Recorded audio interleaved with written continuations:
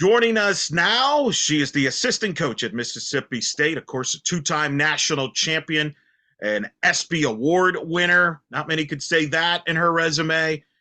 She's done it all in the sport of softball, of course, has been to the World Series as a player, as a coach. Now back in the state of Mississippi, or speak of our good friend Taryne Mowatt McKinney joining us back here and In the Circle. Now, for those that are watching, Taryne, you are in a pretty cool spot here at Mississippi State. So describe where you are at for those that are watching this interview.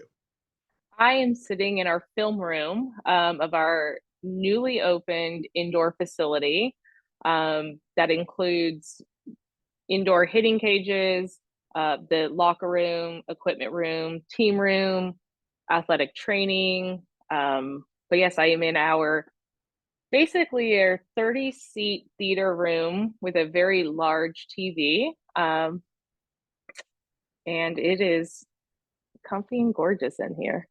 I'm blown away by that. That is, and we've had Coach Ricketts on many a time. She's a friend of the show. She's talked about the facilities and the upgrades and everything that's going on at Mississippi State. You're there now, and I'm sure it's part of the reason why you got attracted to going there. Talk about the facilities and what's going on around the program in Mississippi State, because there's a lot of growth going on. Yes, so this new indoor facility, it wasn't completely done when I came on campus this summer. But I saw what was being built, and I saw just the investment in women's athletics and the investment in softball. And that was really important to me. I met with the AD, Zach Selman, and he has been amazing. He is fully committed to all the sports on campus, but specifically the female sports. And I think that's important moving forward, especially with our sport being so high profile. A lot of TV ratings. I think our sport is, one of the most watched sports on TV, and for them to recognize how important that is and make this investment in women's athletics, I think was very important to me when I was choosing where to move my family to next. No, that's a great point. And it's funny because a few months ago, I had a chance to talk to Julie Darty Dennis, who's the volleyball head coach at Mississippi State. And she told me similar things about the importance of women's sports and behind the backing of it, behind it. She led them to the NCAAs a couple of years ago. That seems to be across the board there in Mississippi State. Do you sense that at the time you've been there, of that whole kind of camaraderie? Because Coach Ricketts has talked about that, about everybody supporting each other.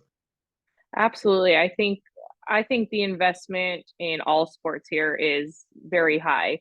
There's not a lot of different sports here, and I think when you talk about programs and their budgets, a budget of 25 teams doesn't go as far as a budget of 16 teams, and that's really important when you're looking at that in terms of investment. And by the way, Julie is my neighbor.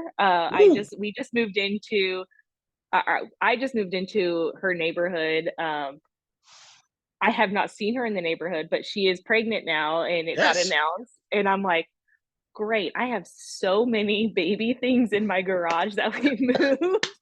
So you got a bunch of gifts ready for her. I'm like, do you need a Halo bassinet? Do you need a Duna car seat stroller?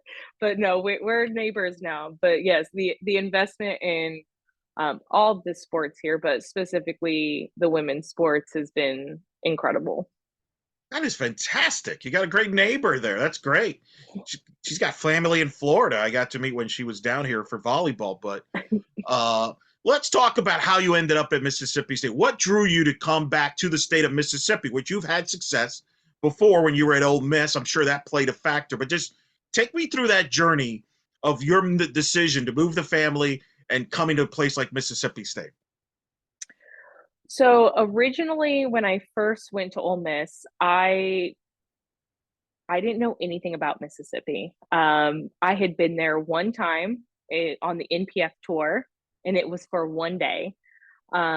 So when I moved to Mississippi the first time, I really didn't know if I was going to like the small town atmosphere. I'm originally from Southern California, the West Coast. So it was kind of a learning experience for me. And then moving out of Mississippi, I realized how much I missed that small town experience. And so coming back, I was very familiar with Starkville. I had played, or not played, sorry, coached teams in Starkville or against Mississippi State multiple times over the course of a couple of years. And Starkville was very familiar with me. And I enjoyed it. I enjoy the small town. I enjoy not being in my car for 30 minutes one way. That was very important to me. Okay. It was that was definitely a factor. And then we have a lot of family on the East Coast, so we are now driving distance to multiple different family members um, in the country, and so that was really important to me. Now that I have a little over a 1.5 year old, he's like in between 1.5 and 2, so it was important to be in a small town where people wanted to help and we could be nearby family. It sense the family environment really helped because you were a person in demand. Your name would pop up. I mean, your resume speaks for itself, not just as a player, but as a coach. You probably had a bunch of phone calls. You probably had a lot of options out there, but you chose Mississippi State. And I think Coach Ricketts saw that in you as well. And I'm sure they were excited as well. And ironically, you both faced each other a couple years ago over there, which, in the Super. So you got to see firsthand what she was building. Yeah, so Sam and I, we go back, in college we played against each other, but we also were teammates in the pro league and for the Akron Racers. And she was our first baseman at the time. But I wanted her to catch. And I had heard that she had caught before. And our catcher for the Racers at the time was also a firefighter, Mackenzie Vandergeest. And so she was, and I love Mackenzie, obviously Arizona player um, that I never played with, but I used to pitch to when she was, student manager. But she was going back and forth from California firefighting and then to Akron. And Ricketts had caught me, and I was like, and she's a lefty catcher. I threw a lot of curveballs. I'm like, ooh, I like that. And so I asked her, I was like, I would like you to catch me. And so yes, so she became my catcher in the pro league. And so that was a really fun time, a fun summer for us. And so we've kind of kept in touch since then. But I've really kind of watched her as an assistant here and then as a head coach, just what she's doing with the program and how, hands on she is and how involved she is. And she's very incredibly smart. She's so smart. Um, I just I feel like she is doing something so special here and has such a connection with the players, but also with the athletic department and the vision that she sees for this program. And she has allowed me to kind of come in, implement, what I want with the pitchers. And she has allowed me to bring my son with me to practice. And it has just been she's taken a lot of stress off of my life in terms of allowing me to be a coach and be a mom at the same time. That's a great point. Because balancing act, that's the balancing act. It's not easy It to is do not there. easy. It's not a it I started looking at it as it's not a work life balance, it's a work life integration. And she has really allowed me to integrate kind of the two things that I love, my family and what I do on the field with our pitchers. Well, and that's so important. I had Caleb Bro on recently, who's now at Alabama on the staff. And she told me that one of the things that Patrick Murphy, when he reached out to her, mentioned to her is like, hey, don't worry about your kid. He will be welcome on the field. Bring him along. That's part of the journey. Because that was a concern that she had as a mom. Coach Ball Maloney, UCF, has 3 kids. They're at almost every home game. They hang out on the field no matter what. After that, I mean, that is a bit underrated, but a big part of it. Francesca Nea now, who is at Florida, has the two kids, and Tim Walton welcomes them. That's a big part of it, is to have the kids there around and enjoy this experience that they'll be able to talk about when they go grow old. Mm-hmm. It's very important. And my son Lincoln, he's been able to experience a lot. I mean, he's been to the World Series, he's been to about 12 different states, he's been to supers, he's been to all of it. And um, I hope someday, like, he just enjoys the fact that he has been allowed to do all of these things. We've had you on many a times. We had you on at Ole Miss. I remember you said one of the goals was to help get Ole Miss out of a regional. Check. You did that 2017 to a super.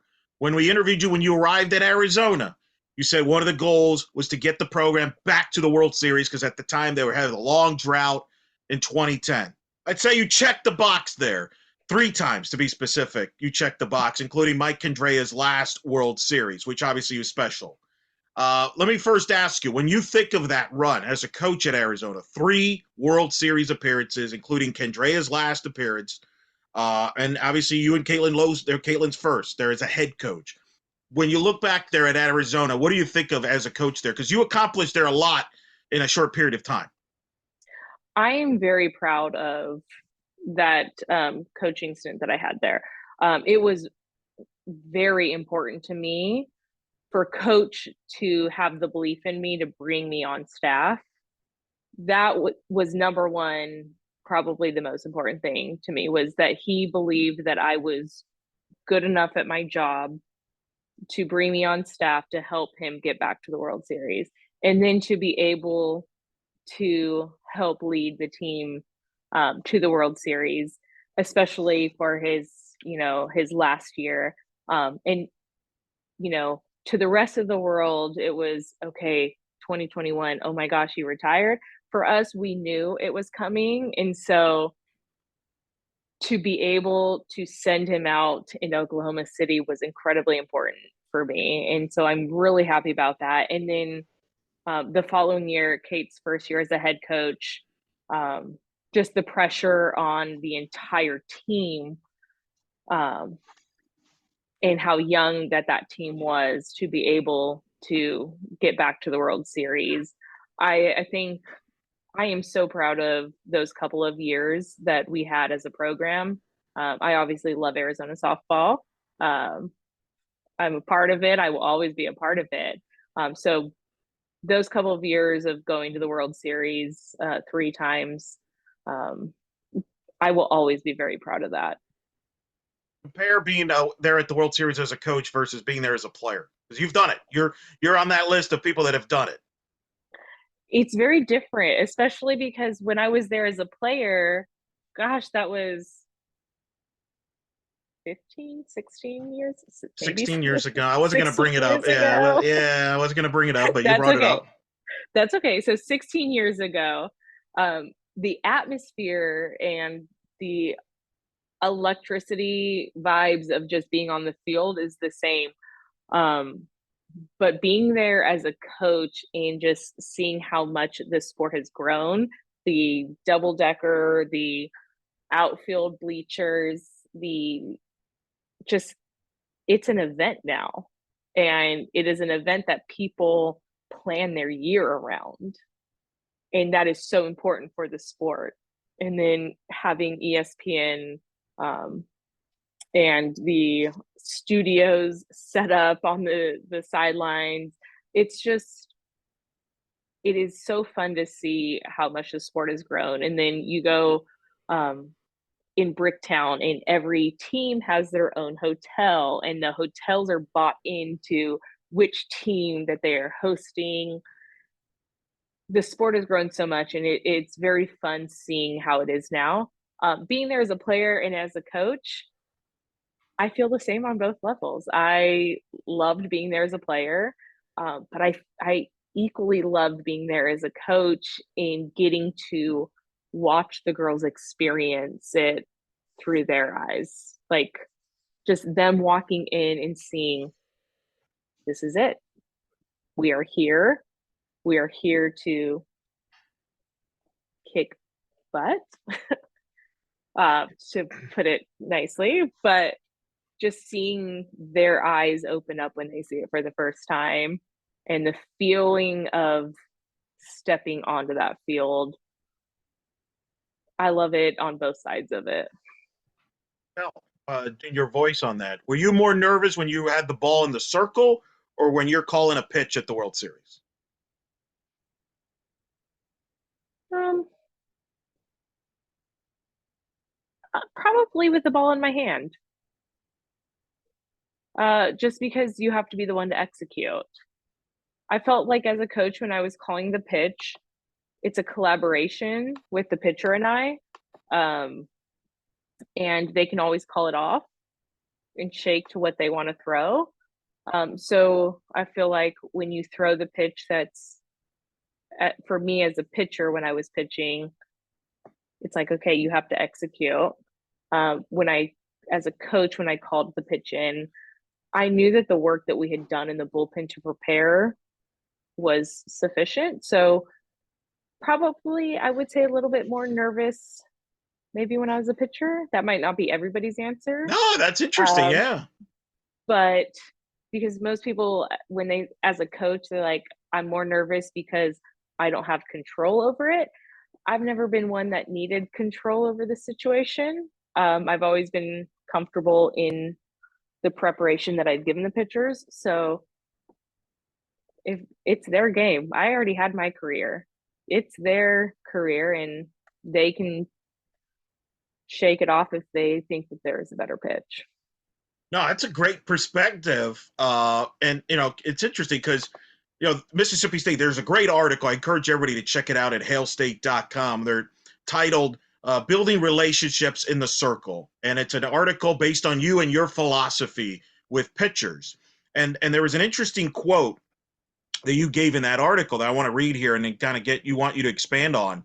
You said, quote, I think having experience both as a player and a college coach that has been to the College World Series, it's tough to teach experience, but you can teach the process of what it takes to get there.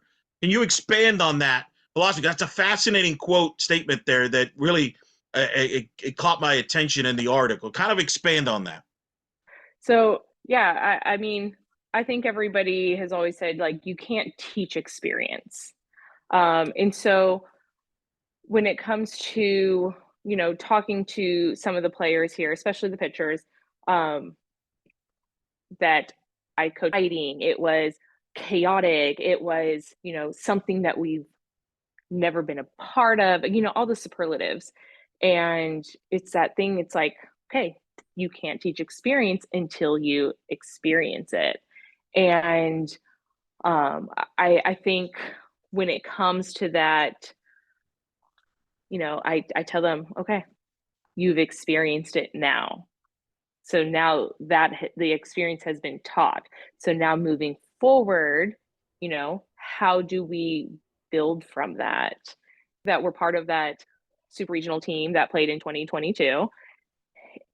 And they can help explain to the younger girls what it takes. So, yes, you can't teach experience, but you can teach the process.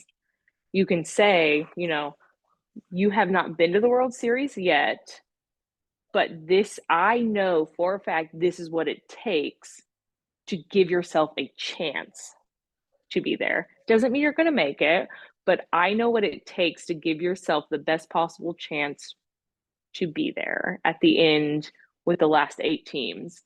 And so that's kind of been fun for me because the 2 pitchers that I do have on staff that were part of that 2022 Super Regional, they know what postseason looks like now. But now we need to work on the process of what do you need to do today? Because you can't wait until April. Right. You can't wait until April to be like, okay, this is what it looks like in the postseason. And it's hard to explain that to an 18-year-old freshman that has never seen it. It's hard to explain that to anybody that's never seen it. It's true. And in general, you're right. You mentioned that 22 Super Regional. Has that helped you as far as getting to learn some of the players you've inherited? Do you not even look back on that? Do you rather just find out about what you have when you see them in person? What's your philosophy? Do you look back, take notes, watch tape, or do you just want to learn on the fly, brand new, with a fresh slate? I have looked back, for one, for that, just to see the demeanor. And I know the players that were part of the 2022 Super Regional. I mean, I know their scouting report like the back of my hand. And we played them last year in Clearwater. Clearwater. Yep. So I'm very comfortable. And I was very coming in here, I was very comfortable with the roster, the returning roster. I do like to look back on it because I want to see how they've grown and I want to see, their ability that they have and what, if anything, like hindered them from being the best that they can be. And we have some returners that hit, a home run. And I'm like, yes, like at the time I hated it. But damn, I like that you had that fire, that you made that adjustment. You were hard to call against, and that's important. That is important to know from the other side if you were a hard out or if you were an easy out. I think that's important. It's important to know as a pitcher if you were predictable or not. And so I feel very comfortable with our team in general, not just the pitchers, but the hitters, the fielders. I feel very involved in their process. And I feel like they are excited to kind of hear things from a different perspective.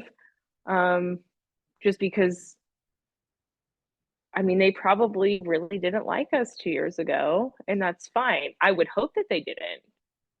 That would be the player that I was. Like, I don't like anybody that I play against or coach against. So I would hope that they are excited to learn from the other side of like, okay, what did you see as my weakness? That way I can fix that and I can destroy you next time. Yeah, great memory. I was there at the Mississippi State Arizona game. I forgot you played in Clearwater last year. That's right. I was there. Should have remembered, but it's 2 years in a row. That's fascinating. What was it like when you were introduced to the players? Because in this article that I talk about, which I strongly recommend people check out, you talk a lot about relationship and how that's important to you and how that's important to the success for pitchers in the circles, having that relationship with your pitcher. So what was that like when you first met the players there when you were introduced?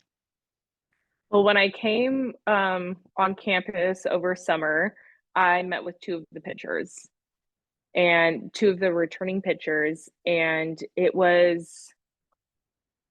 well, it was a very good lunch. They asked me, I didn't expect them to ask me a lot of questions because usually they're a little hesitant.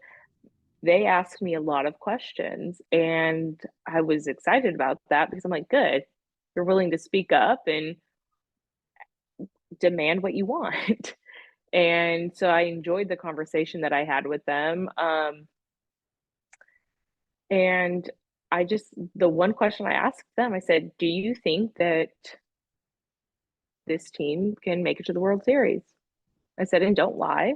Like, truly, do you think that we have the ability to make it to the World Series? And they both looked at me and they said, yes. I said, okay, that's all I needed to know. So meeting with them was great. When I was introduced to the rest of the team, it was, I don't want to say easy, but it was seamless in terms of like, okay, she's going to come in here and she's going to help. And I think that stems from, the other coaches, Sam at the top, and then Tyler and Zach, who have been here.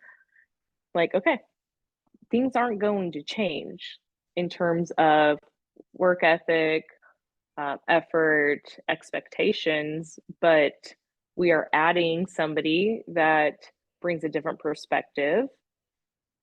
and you should listen because I've been to the World Series on both sides, and I know a lot about this team from the other side. And I think that's important for them because when you hear a different perspective from the other side, it's sometimes you don't realize your glaring weaknesses or your Sure. glaring strengths unless you hear it from the other side. And some of them like, you struggle with this in terms of what I saw scouting you. And then I would never throw you this because you will smash that. And this is your strength from all of the outside perspective. No, that's a great point. Because I would imagine Coach Ricketts picked your brain on that too, as far as you got to scout them 2 years in a row. So you know the roster well. So you were able to say, look, from what I saw, this is what we have. This is what we need to improve on. Like that's a unique perspective because it's harder when you're in the bubble to self-evaluate, right? Because you're always, Mm-hmm. your players, but you are the outside. You got to face them up close. I would imagine that's something that not just your pitchers, but all the players in your Coach Ricketts probably picked your brain on because they were probably just as fascinated. Yeah, we've had a lot of really good conversations about it. And I've had a lot of good conversations with the coaching staff about it. Just what did you guys see scouting our pitchers? Like my pitch calling. Was there Interesting. anything was there anything that you were like, "Hmm," you know? Um, and so we've had those but all of those conversations of it's just fun when you get people from different sides that now you're together and you can find out because as an opponent you will never tell somebody Sure. if they're giving something away ever. I'm like, no, you're even if it's a friend of mine, no, you're totally concealing everything. No, you're right. Well, and that's a great point. I didn't think of it that they can give you kind of feedback based on your pitch calling. So if there was any tendencies, you now know, and you'll keep that in mind. That's fascinating. So that's got to help both sides. It's got to help you to knowing, oh, okay, so this was what they saw from a pitch call, and let me adapt to this or whatever. Mhm. That's fascinating. I never thought of it that way. That's such a thank you for sharing that because that's really pretty fascinating stuff there. That Well, I always try to find out um other people's perspective if they're willing to give it. But did you think I was predictable? Because I'm open to criticism in those terms. But I also think being from two different conferences, things are done so differently. And it's so interesting. I was in the SEC and then the Pac, and now back to the SEC. Even the SEC has even changed a little bit since the last time I was coaching in it. Obviously, the Pac is changing a lot more. I don't that's even good word. know. Yeah. I don't know how to phrase it, but it's very different in different conferences, and um, I feel like I'm learning a lot more. I feel like this fall has been a lot of learning for me in just different processes, and not even just softball wise, just athletic department wise. Sure. Every athletic department does it differently.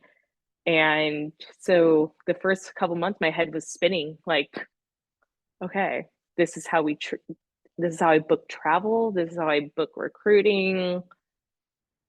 It's been a learning curve that it's fun because it's different. It's It's different. new. It's a new It's journey. new. Yeah. You mentioned the pitching staff.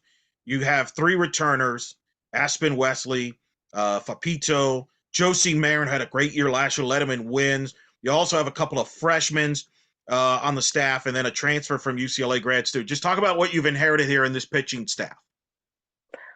I've inherited, I think, a couple different looks. I don't want to say a lot of different looks because I think it's split half and half, kind of I think we have two different looks for the most part, but I've inherited competitors, and I think with the three returners, Josie and Aspen, they were, mainstays in the circle the last year, Aspen the last couple of years.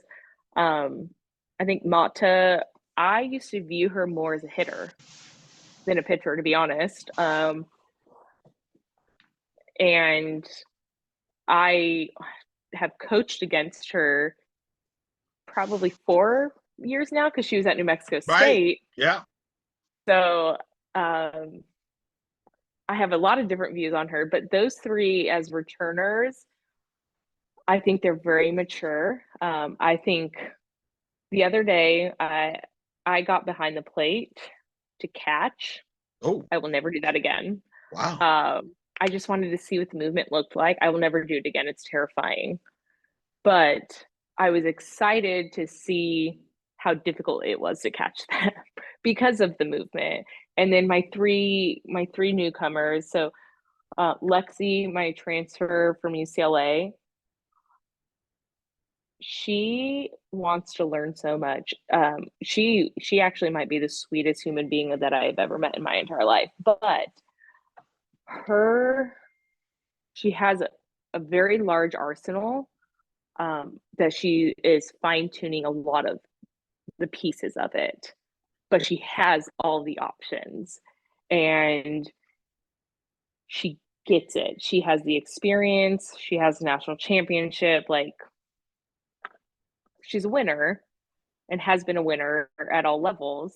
Um, but I think she's ready to make a bigger impact. And that's really important for somebody that is feasting on wanting that, like, motivates somebody. They want a bigger impact. And that is what she wants. And then I have two freshmen. I have Hosanna, who is literally a rocket scientist, or sorry, will literally be a rocket scientist. She is an aerospace engineer major. She's one of the smartest people I've ever been associated with. Um, she throws hard, has a good off speed. She is just a little raw. She's so smart that sometimes her brain overtakes her ability.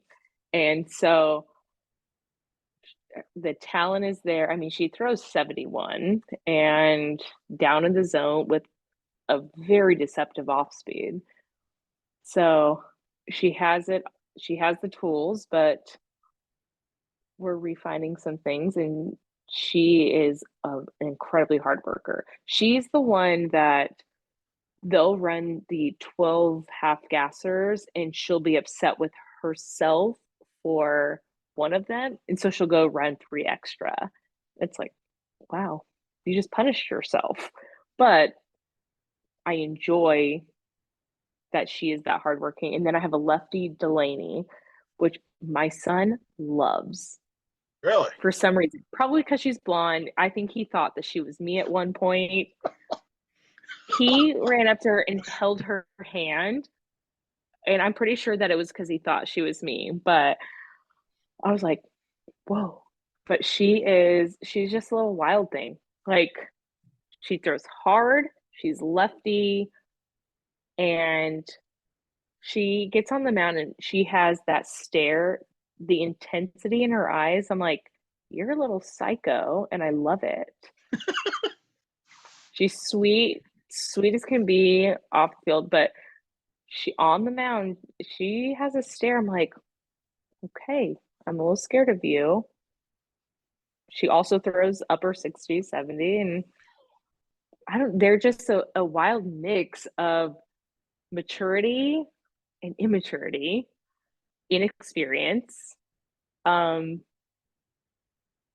that I keep trying to pair these three with these three, or sorry, these four with these two, my two freshmen, um, to teach them experience and just to interact with what it looks like at this level. I think my two freshman pitchers have done a great job of adapting to the college life. They're both incredibly mature for their age, um, great grades, the whole responsible, knows how to do their own laundry, that type of thing, which not every freshman knows how to do their own laundry. But these two freshmen, they are very mature for their age. But if I can get my older four pitchers, they're just teaching them, how to pitch at the college level. And so I keep pairing them all together, and it's been fun watching them interact. I kind of sit back sometimes and I'm like, well, ask her. Ask Aspen how she throws this. Learn from her. What did she have to do from her freshman year to her senior year to develop? So it's been fun. Well, you're big on pitchers taking ownership of Yes. their role, and that's even explained in the article that we referenced to, because you talk about it's a challenge because you only have a certain amount of hours to work with them to begin with, and then in some of your pitchers' cases they can hit, so they're also spending time like obviously Fapito, she could hit, really good hit. So you have that situation where some of them are sharing time with hitting, some of them are just you've just sharing got classes and everything. But you talk about that a lot of the success is trusting them to take ownership. And I'm paraphrasing what you said in the article, but basically what you're doing off the field when I'm not around, that you got to take ownership. Just expand on that, because that's a big part of being the success. It's not necessarily the time you're spending with them. Obviously, that's a big part, but it's also what they do when you're not spending time with them. Absolutely. I am huge on I'm huge on the relationship aspect, but I'm also huge on the fact that they are adults and it is their career. What do they want their next 4 years to look like? That's important to me. I had my career. I loved my career. I'm here to help them get better and to help them obtain what they want their 4 years to look like. So I think it is so important for them to take ownership of that. And I think when you take ownership of your career and what you want it to look like for your 4 years, I think it drives you to do different things. It's not me saying you have to do this every Monday, Wednesday, and Friday, and this is what we do on Tuesdays. I will facilitate and recommend, this is what I think you need to do. And if they're not doing something right, I'm like, okay, I'm just going to stop you now. Let's do it this way for a little bit. But I want them to be in charge of their career. I just think that's so important. And I think it attaches emotion to what they're doing. And I don't want them to be robots. I want them to have emotion in what they're doing. All right, great answer there. Speaking with Taryne Mowatt McKinney here on In the Circle. Quick thought on the offense. You get to now face them at practice after scouting them the last couple of years. Players like, Paige Cook, who had 11 homers, 37 RBIs, and among others. Talk about the offense now, seeing them up close. And what kind of player stands out for this year? The offense as a whole, I think we're more dynamic than I remember scouting the last 2 years. This team is significantly more dynamic in terms of speed, the ability to lay down a bunt. We have really good pop in the middle of the lineup, a couple transfers, and just a couple players that have taken ownership of the type of hitter that they are. Like, I feel like that's important too. Same thing with pitching. When you take ownership of the type of pitcher you are, like if I'm a drop ball pitcher, I'm going to be the best damn drop ball pitcher in the country. Like, I'm not going to try to mess around with a lot of other stuff. We have some hitters, like if I'm going to be a power hitter, I'm going to swing the bat on a pitch over the plate. And I think what I have seen from what I've scouted prior, this lineup, they're taking ownership of the type of player that they are. And I think when you take ownership of the type of player that you are, you can go all in. And failure, like when you fail, it's not a failure. It's all right, I can't do this to be successful. And so I just think we're very athletic. I think we're still working on how to piece together that athleticism. I think we need some maturity because we do have a lot of younger players. And we have like our recruiting class coming in. We're just getting more and more athletic, but I think we have a lot of really good pieces and we just need to learn what it takes to be at the top. And that's important to me. And I think that's kind of one of the things that Sam has tasked me with. And she'll ask me we do like weekly meetings, and she's tasked me with speaking up more because I speak up a lot, with her, but in the team dynamic, she'll be talking and the team will talk. And she goes, Coach T, what are your thoughts? And I'm like, here's my notes that I've been taking for weeks, but I never spoke up on. And she has actually kind of forced me to speak up more on my thoughts and just my blunt opinions. Like, hey, you got to catch and throw. The name of the game, catch and throw. Or like, she has demanded more volume of my voice. And I haven't had that in a while.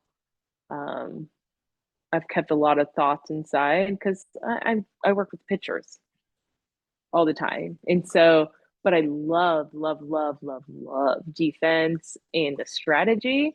But if I'm not around it a lot, I don't speak up a lot on it. And she has asked me to speak up on it. And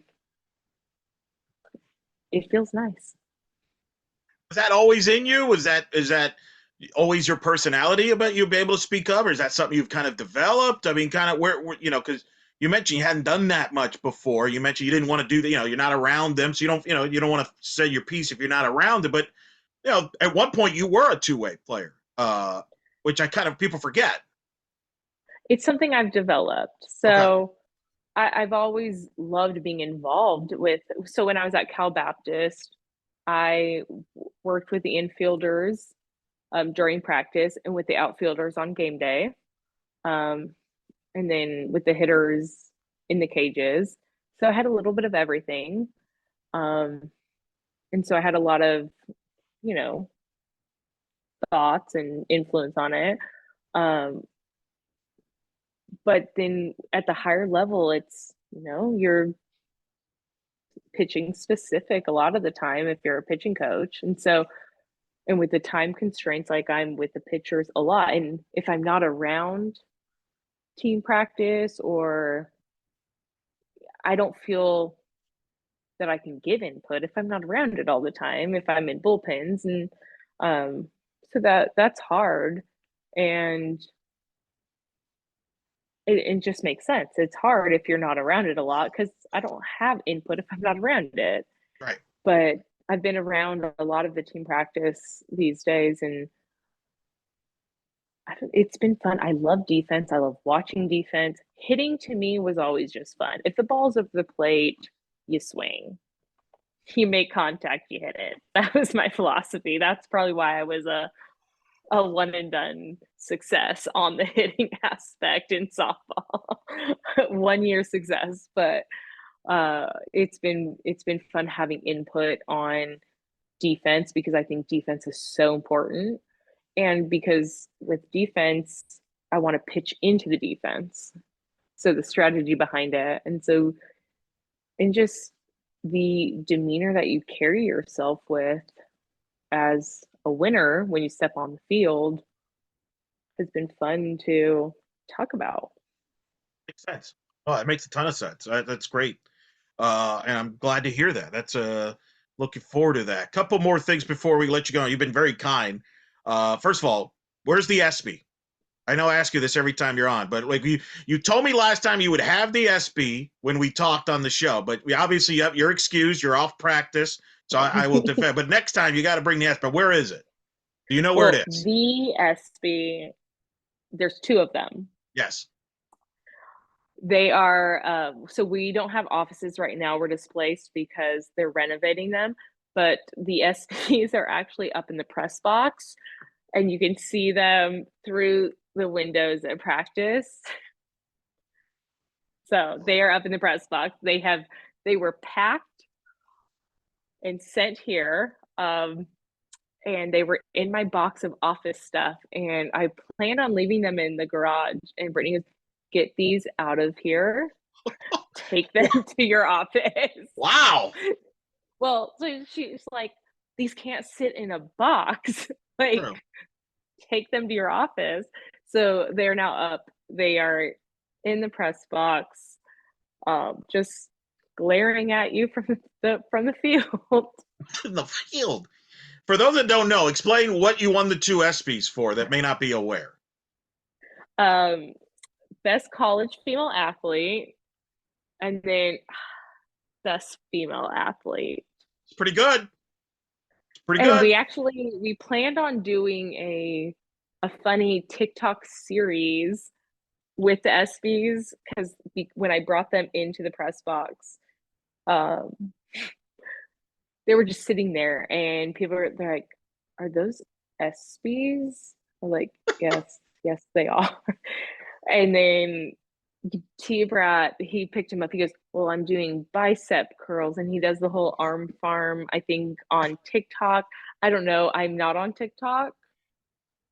I have a TikTok name, but he was doing like the arm farm thing. He goes, what if we did this? And we went on a spin-off of how funny it could be to do a TikTok series on the ESPYs. Ooh, this is intriguing. So maybe look forward to that. I don't know yet, but yes, they are up in the press box. Listen, you're going to be doing a lot of production meetings probably with ESPN crews throughout the year. You got to bring it out there. Just show it off. Just say, hey, look at that. ESPYs right there.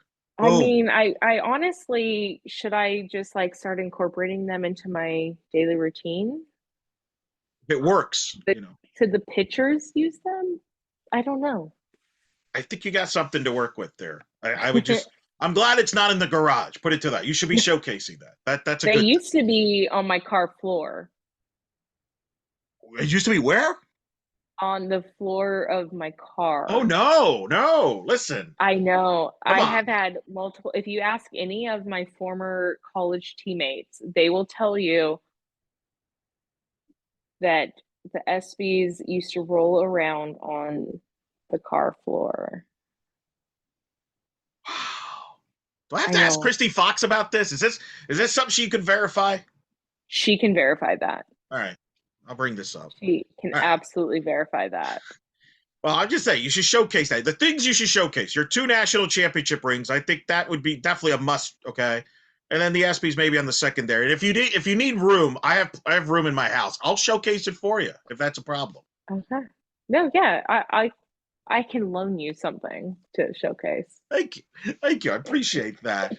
Um, Last thing before we let you go. Obviously now fall wrapping up. Season will be here before you know it. The SEC, as you know, always is challenging. You mentioned it earlier. It's even you're different than it was the last time. How so? Is it just the depth of the league? And obviously it's going to grow in the future with Oklahoma and Texas. But just talk about preparing for the season and the league in the SEC.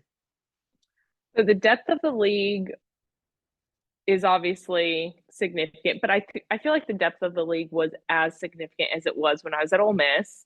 I think the difference now is the not so much this year, but moving forward, the lack of depth in the other leagues. Yeah. So now that the realignment is happening, the uncertainty of all the other leagues and teams, I don't know what it's going to look like moving forward. I think the depth of the SEC, getting Oklahoma and Texas, it's like, damn, those are two great programs that are joining, on top of already having great programs. So I'm excited to see what this league looks like now. But I do think that it is very different, the support that the SEC has compared to what I've been with in the Pac the last couple of years. I do think in terms of softball, the Pac the last couple of years has been great. The hitters in the Pac have been phenomenal. It's been very hard to combat their talent in terms of pitching. But now the Pac is, I don't want to say it's not a thing, but I have no idea what it's gonna, as we know it, this is to the last become. year. Yeah, It's sad. It's from somebody, a former Pac player.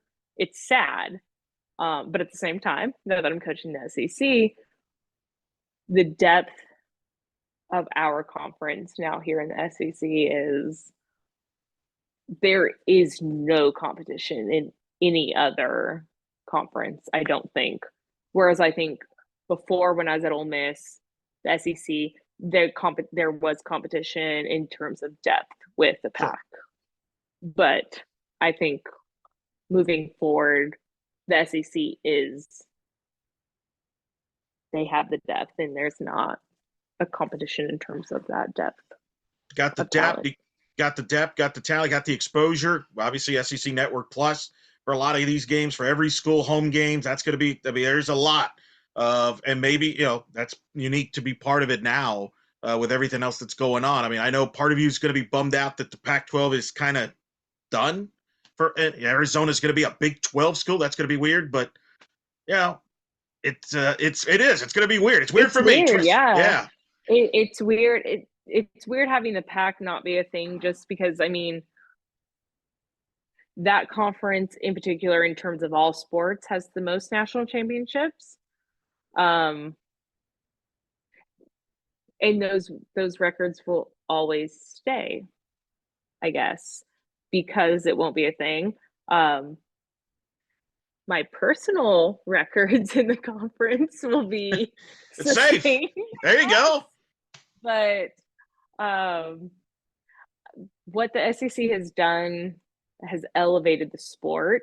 What the SEC network pairing with ESPN, that's why a lot of parents are willing to send their kids to the SEC, because you can watch every single game online, Yeah. like as it was a TV broadcast. That's how well the broadcasting is done in the SEC. Is, if you are, even if you're on the ESPN app watching the game, if there's a rainout on linear TV, you can just plug in and your game can be broadcast linear on the ESPN Yeah. TV networks. And that's incredible. And I think that's why it's so easy to send your kids further away from home to go to college and play sports, because you can watch every single game on TV. Yeah. It's a big difference than it used to be, where you get scattered games, maybe just the World Series. And I feel like you in Arizona and Montecalvo and Tennessee, we've talked about it every time you've been on, but it's so, it deserves to be brought up all the time. You two provided one of the most watched softball games ever in the history of the United States in television. And that, to me, that was always a turning point for the sport and getting the eyeballs. You and Montecalvo, Tennessee, Arizona, and that thriller of a championship series in 07. I think that was pivotal for the sport. Yeah. I think what the previous softball players and teams have done, obviously Jenny, Lisa, Mendoza, like that was always huge. But I think that 07 World Series was pivotal in terms of just catapulting the sport forward.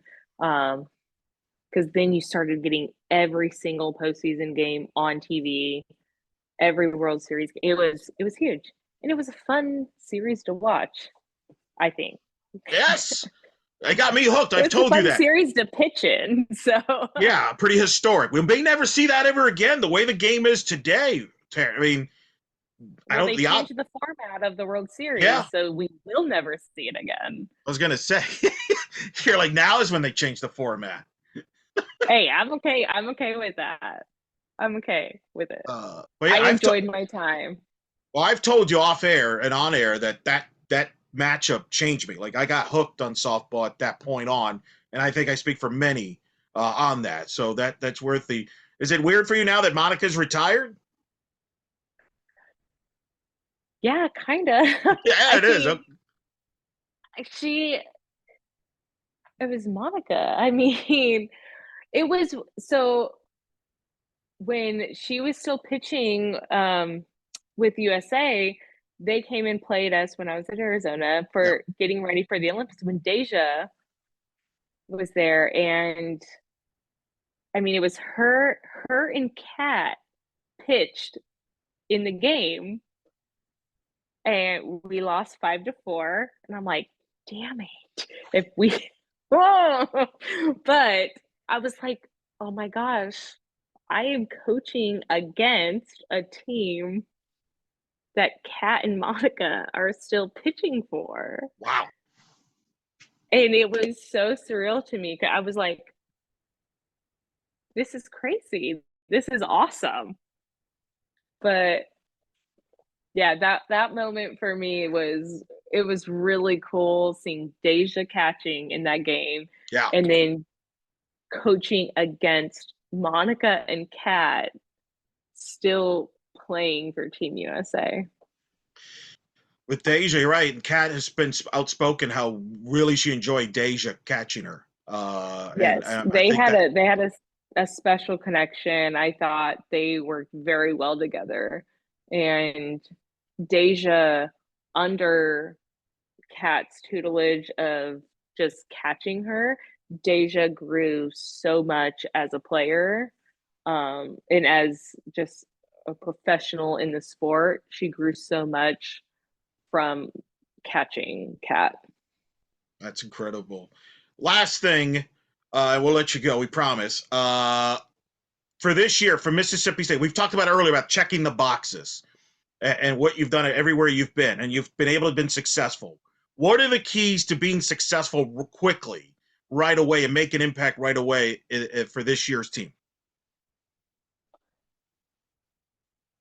I think for this year, one